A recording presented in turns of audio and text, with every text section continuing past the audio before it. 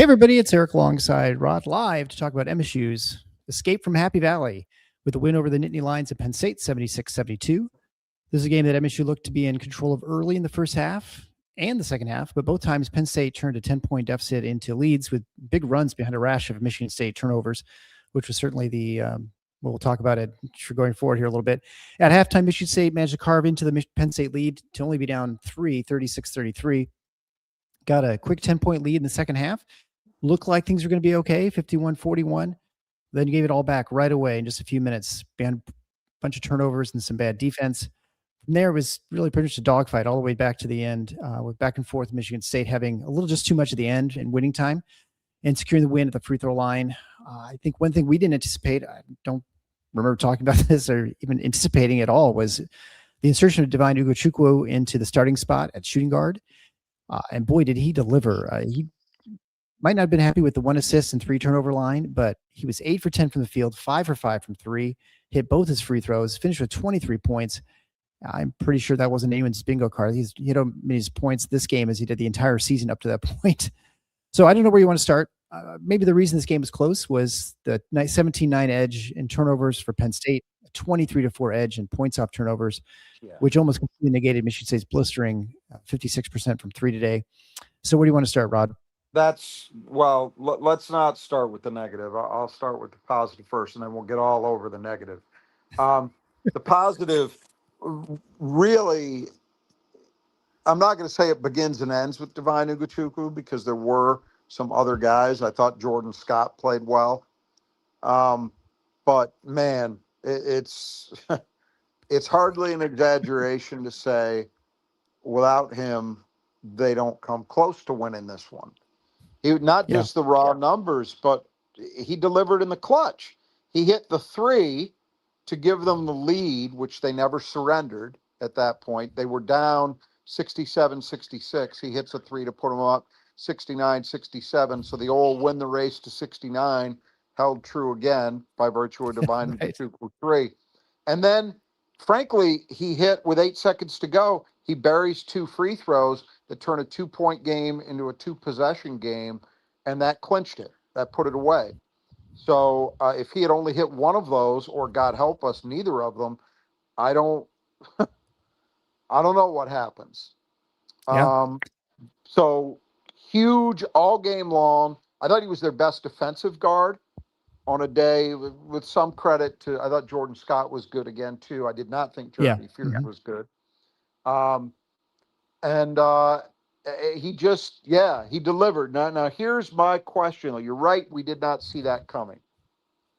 I'm still not sure that's the right move. The minute allocation, I'm fine with. But my problem with it is this. When you start Devin, you saw the way the rotations went, and you talked about coughing up. Though it was a 9-point lead in the first half, it was a 10-point lead in the second. You know what both of those stretches had in common when they coughed those up? Tell me what you think they had in common. Denim Wojcik, 6 minutes, 3 turnovers. There you go. Yep. Yeah, and couldn't defend either. Right. And he missed a 3, airballed a 3. Now look, in my mind, that's not on Denham nearly as much as it is the staff, because that should not be your rotation. Right. And when you start Devin, it puts you behind the 8 ball there. Unless now we did see last year when Michigan State was starting Jeremy and Trey for that stretch, they would go ahead and do that. They'd take Jeremy off the floor and Trey would play some point guard. So Trey would play like 8 minutes straight. But then again, Trey was in his 3rd year in the program. Devin is in his first, few months. So I don't know if that's something they feel they can do. But if it's not, then they got to change. They got to change the rotation. They have to start somebody else. And it's not about, obviously, it's not about quality of play. We saw what Devin did today. That's the best game MSU's gotten from any 2 guard this year by a long shot. Yeah. But it's about the way your rotation works. You cannot, in my mind, when you're playing high level games, and I know they got away with it against Duke, but you're not going to get. I'm convinced you're not going to get away with it. Playing, trying to get through a 3.5 minute stretch, and that doesn't sound like much, but if you're doing it once each half, all of a sudden that's a lot. All Yeah. of a sudden that's 20% of your game. You can't have it. Can't have it. So that was my big complaint with the coaching staff. I didn't like the rotate in the first half overall. I did not like the rotations. I didn't like the combinations that were out there. I thought they were ill-timed. Second half I was much better with it, but yeah, bottom line, can't do it. Can't do it. So What they got to get away from that. That's an What do you think experiment that then I with think has failed. Trey Ford? I mean, I think played 4 minutes this game, just a little bit. Yeah. Turn in the first half, he misses three. Is he not an option? Do you think at this point? I mean, I think I don't you can know. kind of I chalk up the mean, due to a sickness. I think there's some illness going in the team, but it's been 2 weeks now. I can't imagine that's an issue at this no, point. no. I will say this. I thought today he he was gunning. Now he Yeah, hit one, but he was shooting without a conscience. That's not going to help him. And defensively, he wasn't good, but he barely nobody. Well, Divine and Jordan were good. The other guards were not. I don't know. You're right. You get him in. I don't care between any to me of Kerr, Trey, or Jordan. I would go with Jordan personally.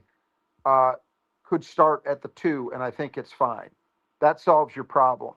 And if it means that I look Trey playing 4 minutes, I don't know. I mean, he's not doing enough defensively to earn a lot more. I'll say that. right. I agree with that, and I assume that there's some teaching going on here. But this is the Big Ten, man. This isn't Toledo. You got to win these games, and I understand that's Tom Izzo's mo, and he's going to do what he does. It doesn't matter what I say or any of the thousands of the rest of us who saw the same thing. He's going to operate the way he operates, and it's his program. But yeah, I think that you certainly ideally want Trey playing a few more minutes, like say 10, because that means you're not going to that 11th man at all. And you shouldn't be. There's no reason for an 11-man rotation with this team. 10 is fine. 10 is more Yeah, than enough. So, but speaking of Divine, getting past the rotation stuff, which was a negative, obviously he was fantastic. I mean, the shooting we've known from the beginning that he was a far better shooter than his freshman year numbers suggested, and he's been proving it even before today. right. Now today, you go on the road in a Big Ten game and you play like that. That's a statement. Doesn't mean that it's a pure hockey stick climb from here, but that's a statement. And I think to get outside of this season for just a second, I know there were people, if you paid attention to the early stages of the high school season, which I know is probably a bridge too far for most people, and I get you, but Carlos Medlock at Link Academy is off to a sensational start. I mean, he's been great. He looks like Kalen Lucas out there. And there's been some wondering, well, what's Divine's role going to be next year? Right. Assuming That's what Jeremy we asked. Fears is back, and then you got Carlos Medlock, who clearly looks to me like he's going to be ready to contribute next year. Well, we're now seeing it, and we've talked about this here before, but I think a game like today just solidifies it. He's got a future for as long as he wants to be here in this program because of his Yeah. size and shooting the ball the way he is, but guarding it too. He can play off the ball. I don't think there's any question about that now, that he can handle playing off the ball. So that's a huge deal for him. That's a huge deal for Michigan State going forward. Just a great performance. I mean, you mentioned the 3 turnovers. He wasn't perfect, but the Right. shot making was incredible. The shot making, both from the field and at the line, when it mattered most, was key. It's crucial. He hit, I would argue, the 3 biggest shots of the game, between the 3 he hit to put them up and the 2 free throws to nail it at the end. he was the guy. So hats off to him. He was sensational. As I said, probably the only other guy who can feel really good about the way he played, and it should be no surprise because we're saying it pretty much every time out these days, is Jordan Yeah. Scott. I was surprised he didn't start, and I was even more surprised that it took a while for them to get him in the game. Yeah. He was late in the rotation. I don't know what that was about, but you look at what he did: 7 points, 2 for 4 from the floor, 2 for 3 from three, hit his only free throw, 5 rebounds, 1 assist, 1 turnover, and he had a block and a steal, and he had deflections, and he did Jordan Scott things, which is make winning plays. So Yeah. those two guys, I think, can feel pretty damn good about their games. I guess to a smaller extent, Kurt Tang didn't play very long, 12 minutes. He wasn't great defensively, but nobody was except for the first two guys I mentioned. But he did score 8 points. He was 2 for Yeah. 2 from three, hit both his free throws, so had a rebound. So I'll give him that. But man, I mean, we go down the list. Jackson Kohler, a double double looks great, but that was not. He struggled with the double teams. He really struggled Yeah. with the double teams. So did Coop too. It wasn't just him, but Jackson's got to be better than that. He's only credited with 1 turnover. It felt like more than that. Maybe they credit for Yeah, other it people sure like did. Cooper when he got bounced off his hands or something, or he It threw it at sure his feet. did. Coop Yeah. had 10 and 6. And so you think, well, it's okay. It's about his seasonal average. But 2 for 8 from the floor, missing a ton of layups at the rim. Yeah. Can't have it. And those guys were part of the problem defensively. Michigan State as a team defensively did a terrible job handling Penn State's motion stuff.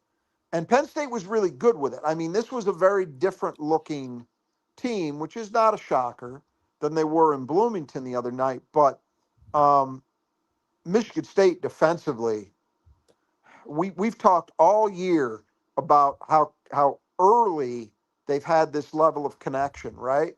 Well, you know what they Yep. look like today? They look like a team that had finals this week and didn't get a lot of good practices with everybody in there because it was awful. Yeah. There was no continuity, and the bigs were a major part of that. They did not deliver. The numbers look okay, but those were not good games for them. Cam Ward didn't play a lot in part because of foul trouble, and I think just the game situation cut against him. He only played 5 minutes. I liked the one make he had. Yeah. That was a strong take. Cohen Carr, got to figure it out. I mean, I thought he was bad defensively, getting lost, not getting over the getting lost in screening action, just not good. And then offensively, his 3 points only took 4 shots. He's got to find ways to get more involved. He has to. Yeah. This is just, and that's after I thought it was a decent effort against Duke. It can't, this was a game where Michigan State was not able to get into transition, which was about as shocking as anything to come out of this one. But the conclusion you would reach is, well, that had a lot to do with Cohen Carr not making much of an impact because they weren't in transition really at all. That one time they were, and he got a dunk, and that was kind of it. Yep. But he's got to figure it out. That's we've got these 2 games coming up next week against Toledo and Oakland, and then they get Christmas break. That normally is a time when Michigan State looks to work on themselves.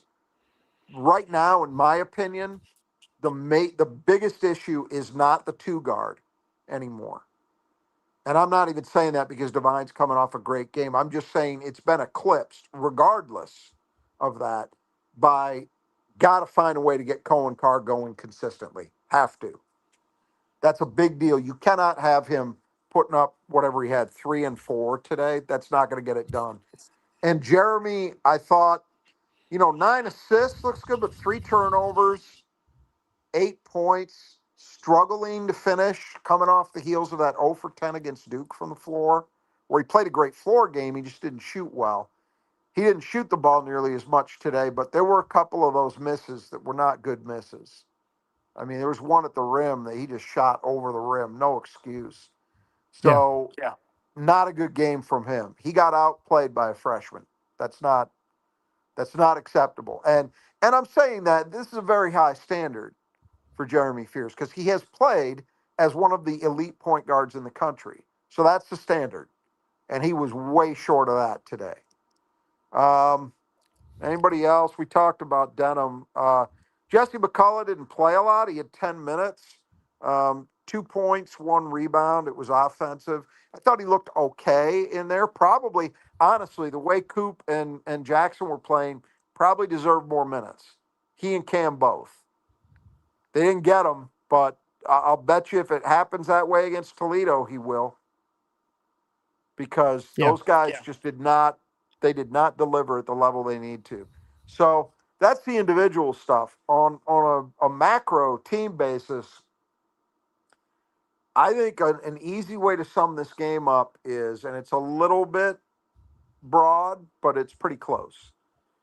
All the staples, all the things that have made Michigan State what they've been in the first 9 games of the season were mediocre to awful today. And the thing that everybody questions, the 3-point shooting, was fantastic. Largely due to Divine, but not entirely. I mean, Divine was 5 for 5, so that helps. But the rest of the team was 5 for 13, which is okay. Yeah.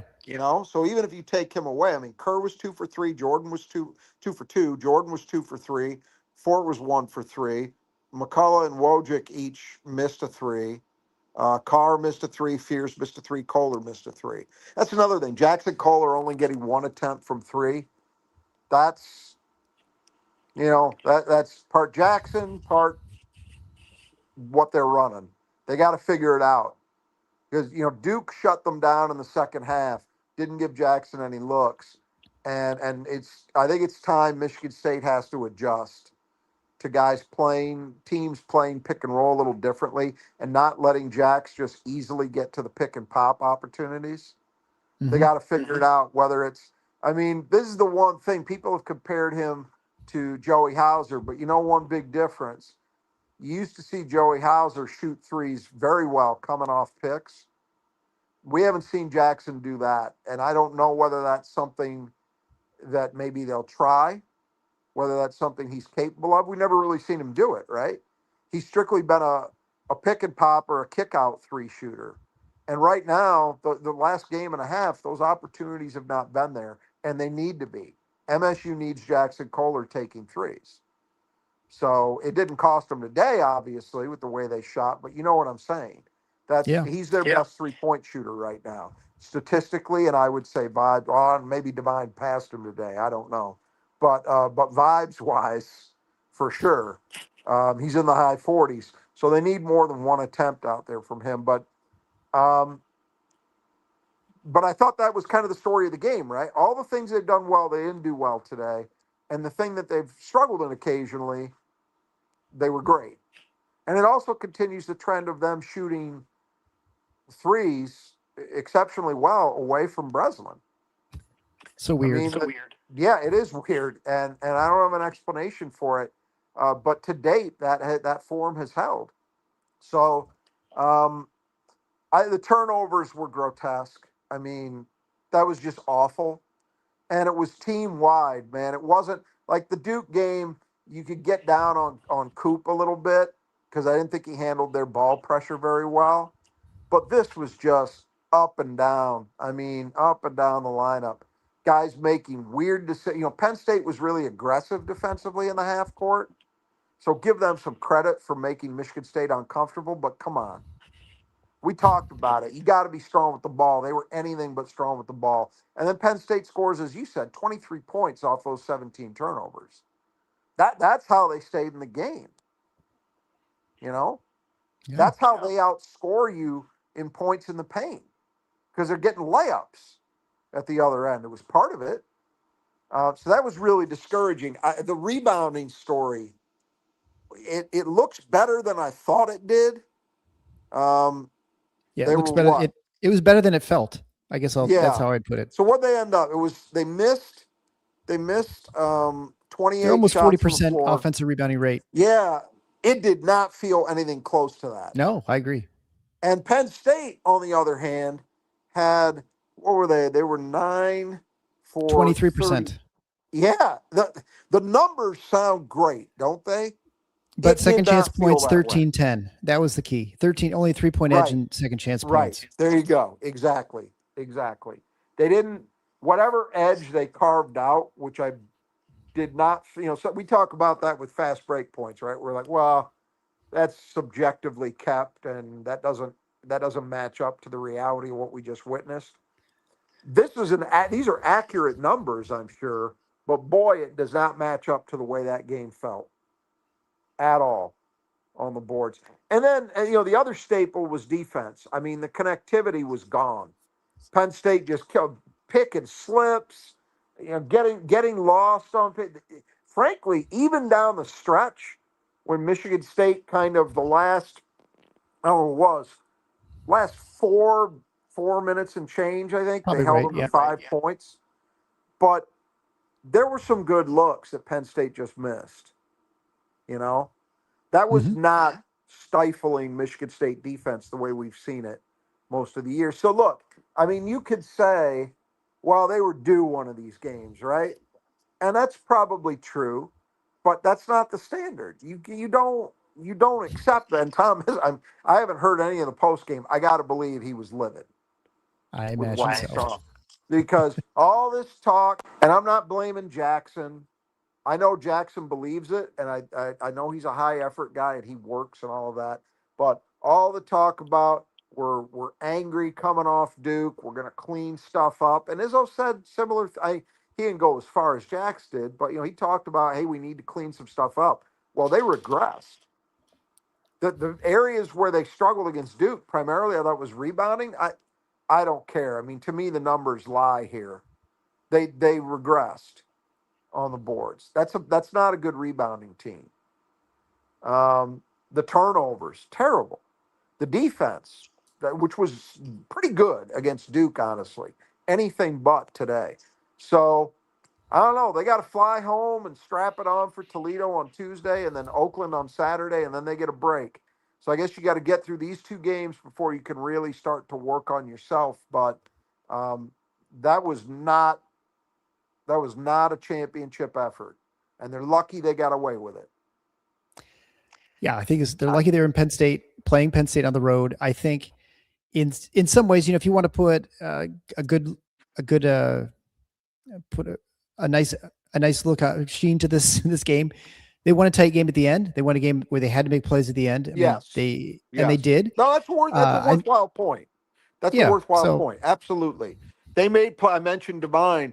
They made plays. Divine made plays, I should say, mhm. because Jeremy Well, was only 2 for 4 at the line down the stretch, so he didn't really do right. his job nailing it down. I think Coop had an opportunity for a layup. They were up 2, could have taken it to 4. He had a Yep. spinning move. They did everything except convert it. Yeah, Divine nailed it. Divine proved he can win a game in the clutch. I'm pretty certain that had someone asked us 2 weeks ago, we never would have imagined a game in the balance that you'd have Divine coming off a screen and a girl for a Yeah, three. right. I mean, Running a play for him. Absolutely. I don't know if that's especially, ultimate. I don't know if that's ultimately. My assumption is what might have been the design there was get him on the wing and then dump down into the post.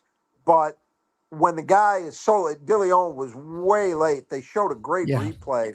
It's remarkable he got as close as he did to contesting it because he was so late to react. But hey, if you're having the day that Divine had, absolutely take that shot. Yeah. I think, I think that was really good. I think, looking at Cam Ward too, and someone mentioned this too, he's got to get that wrap off his hand. He just is not able to, he does not look himself. And I think that's, Well, I I'm think gonna push his back. fouls. I'm pushing back on that.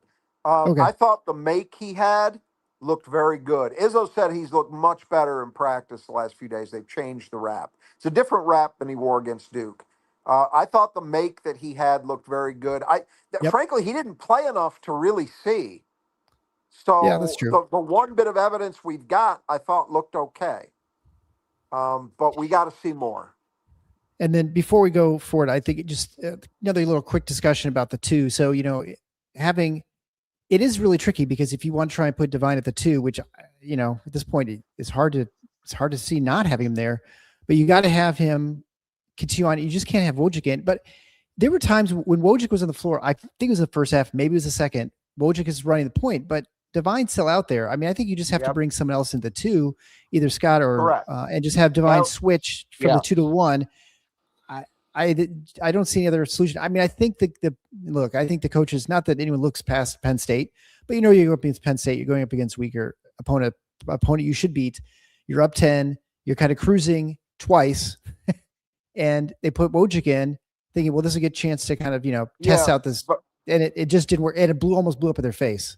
They weren't cruising, though. That's the thing. Both of those leads had come about in a very sudden burst. It's not like they had steadily just built it. No, you're right. So you can't feel. I would defy anybody watching that game to tell me they felt like, all right, they've put it away. They were on the precipice of maybe doing that. If you'd taken it from there and pushed it out to 15, 16, 17, okay. But they hadn't gotten there yet. So I would, and I don't think that's their mindset, but I'll go this far. I suspect that the timing was right to get Jeremy a blow. In the first half, it was also, I believe that was after Jeremy had picked up his second foul, I think. But you can't do it. I mean, you can't do it. I hope to God they're not going to keep trying, because to me, today was like end of that experiment. No, I agree. I'm not bagging on anybody as a person, but you saw it. There was a problem there. Both ends of the court, there was a problem. I mean, in the first half stint, it wasn't just the offensive issues. It was Denham got wiped out by a screen. He's asking the official for an offensive foul for a moving screen call. It wasn't a moving screen. It was just he got taken out. Can't have that. Got to be able to get over there. And it's not an effort thing. I thought it was a physicality thing. He's not big enough. Yeah. So, in my mind, you cannot do that. That should, now, how they handle this is going to be a challenge, because you can easily and correctly say the one thing you got right was starting Devine Ugachukwu, because he got off to a good start in this game and he kept going. But I just don't. The only way I could see it is maybe you start him and then your first substitution is Kerr, or in my mind, it should be Jordan, for Jeremy, and you slide Devine over to the point and let kind of what they did with Trey Holloman. But again, that's a lot to be asking a guy his first 2 months of the program to say, play the first 8 minutes. That's a lot with the way Michigan State plays, And they got away with it with Trey, because Trey was, as I said, was in his 3rd year in the program. I don't know that you'd feel great about doing that to Devine right now, but if they're going to insist on starting him, that's really the only answer, I think. You can't do what they tried to do today. You can't do it. And certainly if you get the best Devine is playing the 2. I mean, then you don't even another situation where you don't have him starting, you still have the same problem, where if you want him to be more of a scorer in the shooting position, I don't know. It'll be interesting to see how they sort of navigate this, I think. Look, Devine Ugachukwu has to play probably 8 minutes of point guard, I think. I think we'd all agree with that. Jeremy, at somewhere between 30 and 32 minutes is probably about right on balance. So you got to get 8 to 10 out of Devine at the point. But if Devine plays well, you get him another 10, 12, whatever it is, at the off guard. That works. It's not about the minutes played. It's about the rotation specifically, and the bind that they felt it put them in, which forced their hand to do some things that I didn't think played well. All right, we'll move on to talking about Gunnar Siltho. It sounds like it's been snowing quite a bit back home. I'm not home right now. I'm remote. Lightened up for the past couple days, but yeah. It depends where you live. You're in Detroit. That's true. All I hear is reports of snowblowers being used daily. So maybe it's different at our house over on the west side. Yeah. So anyway, make sure your gutters are functioning properly. You want to make sure they're cleaned out. If they haven't been now, make sure you get it done. Whether you're on the east side or the west side of the state, Kurt and Greg can take care of you. They can put the heaters on as well so that it melts the snow so you don't have that problem as much, as well as leaf guards, downspouts fixed, whatever it is, whether it's your home or your business. Contact the Brothers Adjust Gutters. They will take care of you. They'll make sure that things are working right at your house. If you just mention Final Four when you get your estimate, 10% off. So do it today. You'd be glad you did. Head on over to our support page at tffinots.com/support to have the brothers come out and take care of you. And they sponsor the player that is to be kept in the gutter, and that was Caden Mingo, who finished with 11 points, 5 of 13 from the field, 1 for 4 from 3, didn't have any free throws, 7 rebounds, 1 of them offensive, 8 assists to 3 turnovers, 2 steals, and a block. So where do you think he fell there, Rod? I mean, look. Not in the gutter, but... Not in the gutter, but they held him 4 points below his seasonal average. 5 for 13 is an inefficient shooting game. Yep. So I thought they did okay against him. I do think, though, on balance, you look at the matchup with Jeremy, which it's really the first time all year I feel like the opponent got the better of Jeremy, because Mingo was just as effective in terms of getting his team shots. He was far better as a rebounder, and he was a presence defensively. So that was disappointing that I didn't think Jeremy had the edge there, but they didn't let Mingo go off really either. So halfway decent job, I guess, on balance, but he still made an impact. 8 assists, 7 rebounds, 11 points. That's pretty decent stat line. The one thing you hang your hat on is they limited his efficiency as a scorer, and they didn't put him on the line, which was helpful. And that brings us to the Who Cleans the Glass Best, brought to you by the Squeaky Squad of Grand Rapids, who are out there even now in the winter cleaning windows. They're not power washing your house, but they are cleaning the windows. You get great pricing, and you get a bigger discount if you do it now before December 31st. So get it scheduled. It doesn't have to get done right away, but schedule it now. You get not only the 15% discount by mentioning Final Four when you get when you use the link to consult Troy and his team, but also they're better pricing if you get it scheduled before the end of the year. So do it today. You'll be glad you did. Get your windows cleaned, whether it's your home or your business, especially if you got a business. They're great. They can come out. They can schedule it, put you on this calendar. You can be there every 6 months, which is what they recommend for window cleaning. So have Troy and his team come out, whether you're in Grand Rapids, Kent County, or in the surrounding counties. They can take care of you, and it's possible that pretty soon they will have a large region that as well. So who cleans glass best? You had Kohler and Kohler with 12 rebounds. So he alone was more than. I thought I had Jordan Scott. I thought you had Kohler and Carr, and I had Cooper and Ward. I don't think so. You got to I pick Jordan first. Scott. I'm pretty sure Scott. I picked Jordan Scott. Yeah. It doesn't matter, though. I still won, right? Because you had Kohler, right? Yeah, I had Kohler. Yeah. Oh, yeah. Kohler. So Yeah. Kohler. Yeah. Really, once Kohler started just mopping up for the first time, like, well, this is over. Especially when Cam Ward went out with 2 fouls. I thought, yeah, this is, I'm done. So, because I think Ward finished with 1 rebound. Carr had 4. So, yeah, it didn't matter.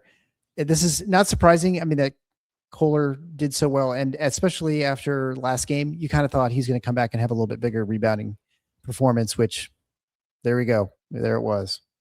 Yeah, not as dominant on the offensive rebounding in the offensive rebounding area as I would have liked to have seen. I thought he and Coop both got kind of out physicaled at times today. I didn't like what I saw. But the numbers are good. So what does that make? What does that make it now? It's 6-3 now. Yeah, actually, it's not even correct on the screen. Yeah, you're up 6-3.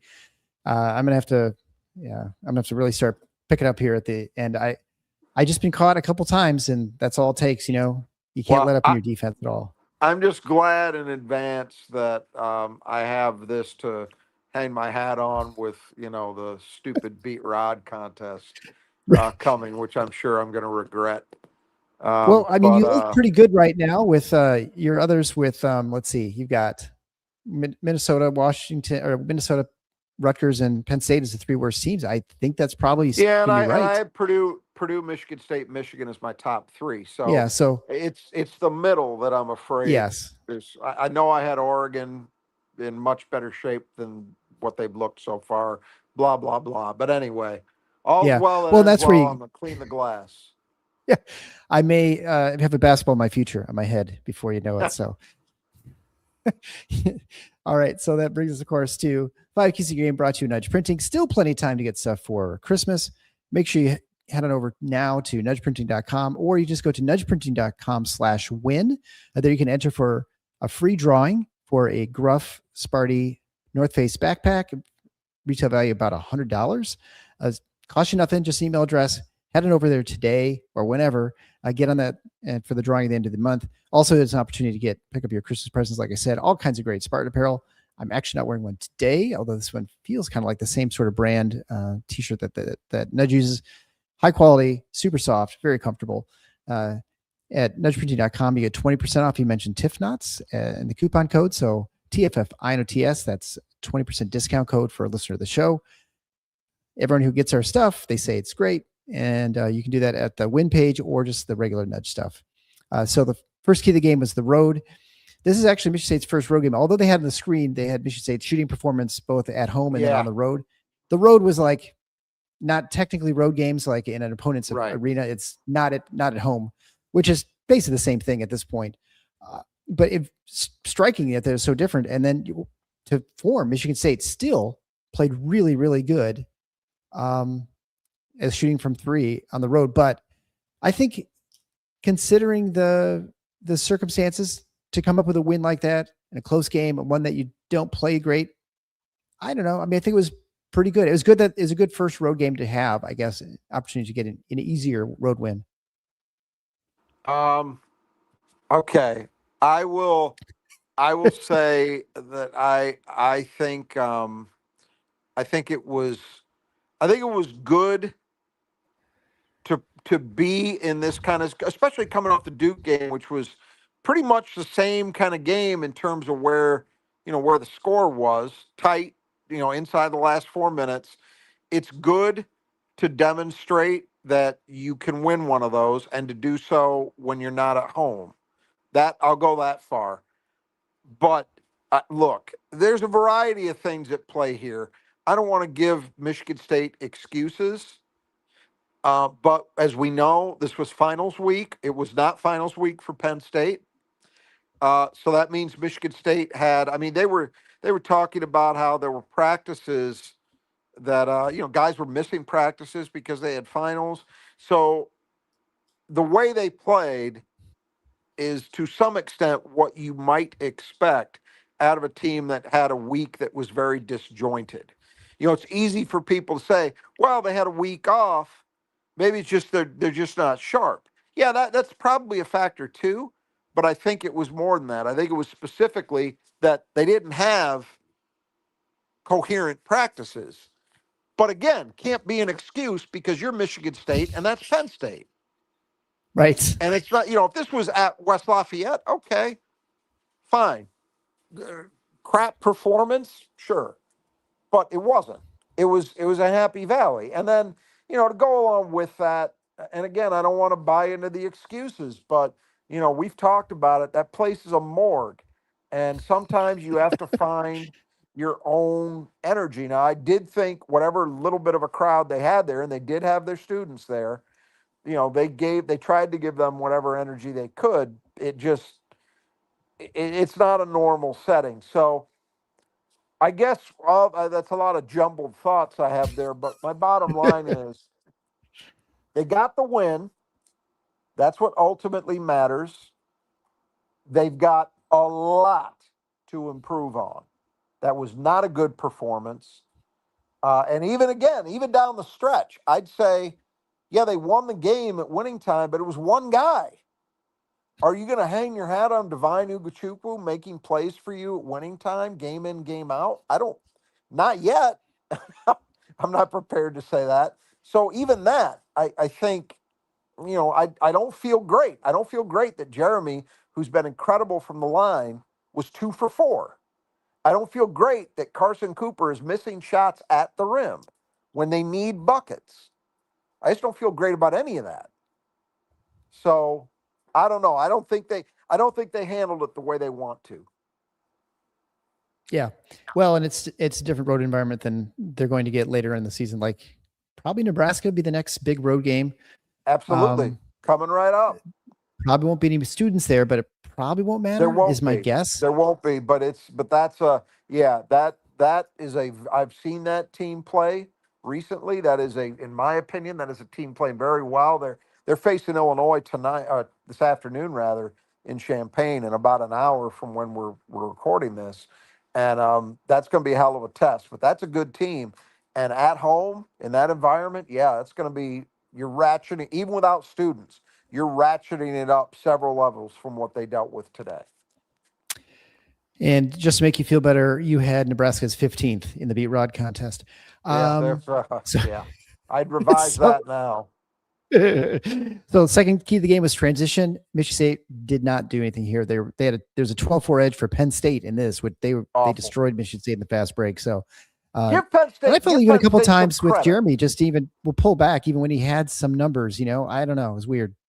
Give Penn State some credit. I thought for a team that, and they obviously, I said, I didn't expect them to do a lot of full court trapping. They didn't.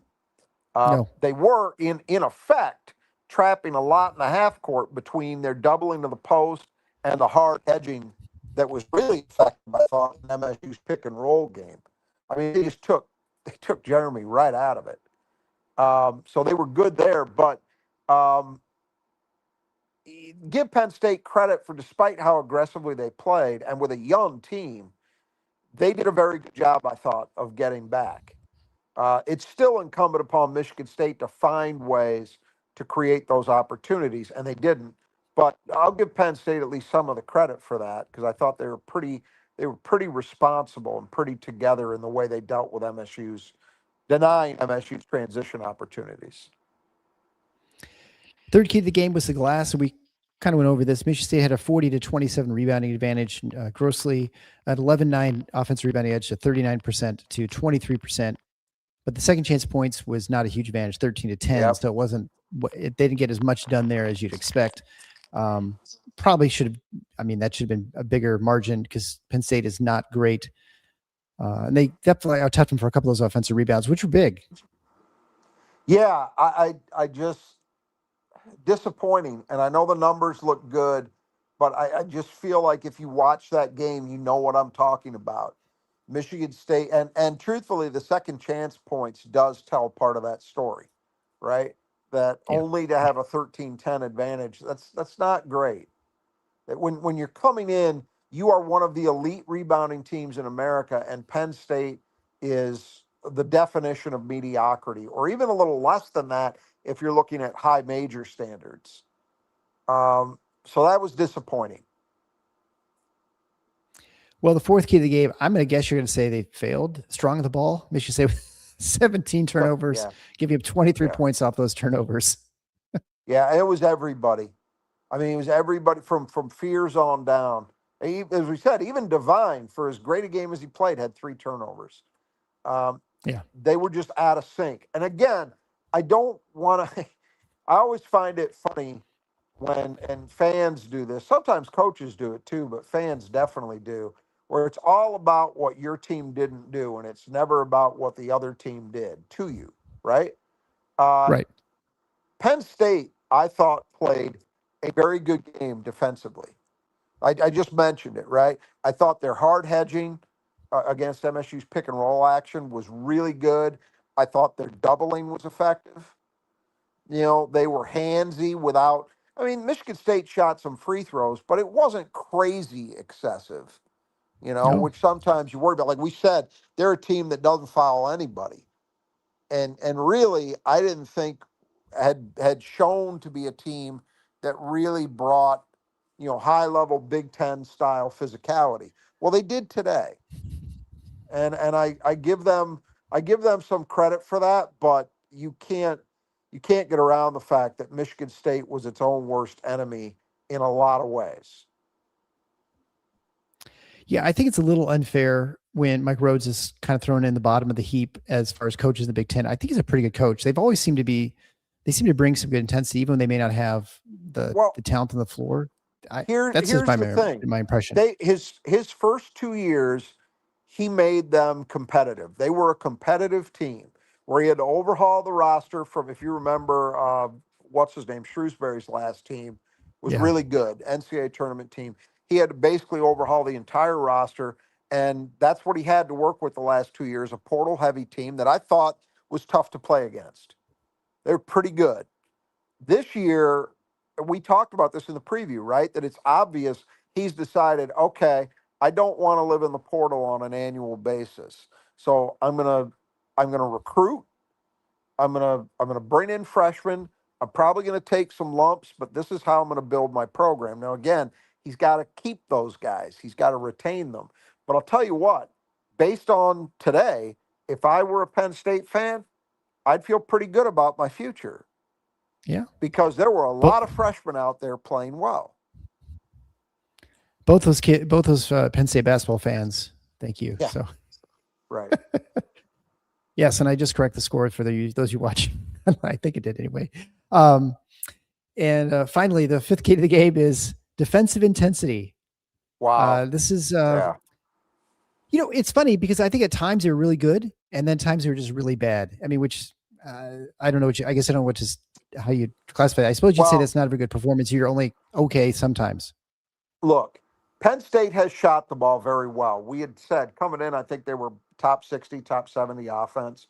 They'd shot the ball well from 2 and from 3. And they ended up shooting 42% from the floor, 28% from 3, and they barely shot any free throws. They were 8 for 9 on the game. So you could look at that and say, well, that's a decent job against a team that statistically has been much better than that over the course of the season to date, right? But again, if you watch that game, we're talking about a top 5 defense in Michigan State. This isn't a good defense. This has been a great defense. And I'm with you. There were certain stretches where you saw that stifling Michigan State defense. But then it would be immediately followed up by guys getting lost, guys not being physical enough, getting over the top of picks, giving up offensive putbacks, is on and on and on. So no, not nearly, not even close to the level they need to be, or frankly, the level we have seen for this year through the first 9 games. So that was definitely an area of regression. You could say, while it wasn't an abject disaster, 42% isn't great from the floor. I would say in a game like this, your benchmark is 40. You don't want them clearing 40. And they did. Well, I think the Keys Wizard maybe has the best statement to all Big Ten road wins are nice. And it's against a team that's not very good. And I think it's easy to forget that it is early in the season. You want to go 2-0 before you get all this other stuff out of the way. And, we've started seasons 0-2 just a couple years ago. I remember that was not long ago. Your rant after the Nebraska game when they lost to Wisconsin, and then they lost on the road to Nebraska. They just looked just horrible, dreadful. So, in that sense, even if they had lost this game, you could never have been as upset as we were 2 years ago. You know what? Try me. I would have been. And I'll tell you why. It's because this team has already shown, which that one had not. That one had gotten off to such a rough start that it was just the sheer tonnage of the outrages that got me that day. I just had enough. But this would have really, maybe it wouldn't have been as bad, but this would have really bothered me. It still bothers me. I mean, I think you can tell. I don't think they played well at all. It was a bad effort, bad execution, and I think effort to some extent. So, so that you see my little friend joining us here. Yeah, he agrees. He agrees. Yeah, he really didn't like what they gave. But I think that you're right about reminding everybody that the most important thing here is the number in the win column. Yeah. Well, I think we'll leave it there. We're going to be back we got a quick turnaround here because we got Toledo coming to the Breslin Center in just a couple days. So BC State gets to get back. And I have a prediction that they're not going to be, Toledo's not going to be happy after that Toledo game, no matter what happens. That strikes me as one of those, he's bound to be angry kind of games again. But maybe they'll exercise some demons and turn some stuff around. I hope not. I hope that they solve some of the issues that we saw today, Yeah. Well, and I think, the Oakland game now, after Oakland looked so bad to start the season, they have started looking pretty good. Like they're going to be, as usual, they're going to be a test. And I'm not going to say they're as good as Penn State, but that's a game you just can't, it's not going to be like the Toledo and Cornell games, which I think should be relatively, should be easy. This is what I want to see. I mean, what I want to see is, Michigan State starting to deal with their rotation so that we see a rotation that makes more sense, that's balanced, and obviously get back to, if you're telling me my choice is I can have the defense rebounding transition game that we had in the first 9 games, but they're not going to shoot the 3 very well, or what we saw today, I'm going to take the former 100 times out of 100. So I just want to see, though, that's the test for me. Get back to doing the things well that you've been doing well all year. Do not let this slippage continue. Yeah, I think you can really see with the numbers, Michigan State shot 56% from 3 and barely won this game. And that's largely because they're not shooting 46 threes or 30, a game. When your volume is still pretty low, it's just they're not as reliant on it. So although it's frustrating to not see them, and yes, you need to make shots, you need to score, but you can see it's not as it's a part of their recipe for success, but it's certainly not the most key element. You know what bugs me more than 3 for 15 from 3? 6 for 18 on layups, which is what they were today. Yeah, 33% on layups. That's 2 games in a row. You beat. That's what will get you beat. And that's the thing. At least with Duke, you could say, well, they got a lot of length. They were seeing ghosts.